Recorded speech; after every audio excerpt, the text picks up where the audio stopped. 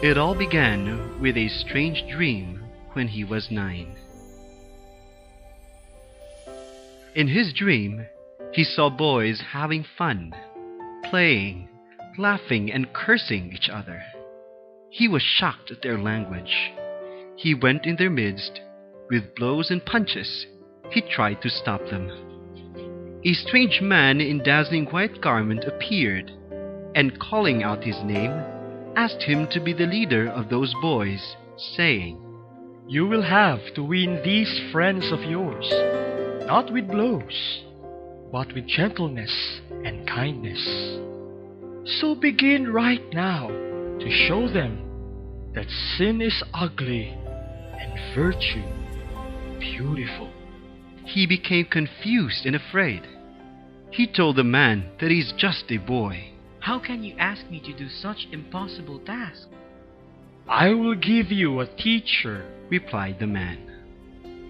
He saw a majestic lady in flowing mantle, as if bedecked with stars. The lady took his hand, showed him the place where the boys were. He saw wild animals, wolves, goats, dogs, cats, bears, and a variety of others. The lady told her, "This is your field. This is where you must work. Make yourself humble, steadfast, and strong. And what you will see happen to these animals, you will have to do for my children." At that, before his eyes, he saw the wild animals turn into meek and gentle lambs. That boy is Saint John Bosco.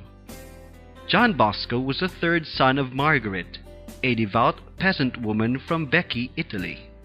His father died when he was just 2 years old. As soon as he was old enough to do odd jobs, John Bosco did so to help his family. Aside from being a hard worker at a young age, John Bosco was also a keen performer and evangelizer. He would go to fairs and carnivals, practice the tricks that he saw magicians perform, and then put on one-boy shows, much to the delight of his audience, mostly his peers. After his performance, which requires prayer as a price for admission, with the audience still enthralled, he would repeat the homily he had heard early that day in church. John Bosco worked as a tailor, baker, shoemaker, and carpenter while attending college and seminary. He was ordained in 1841.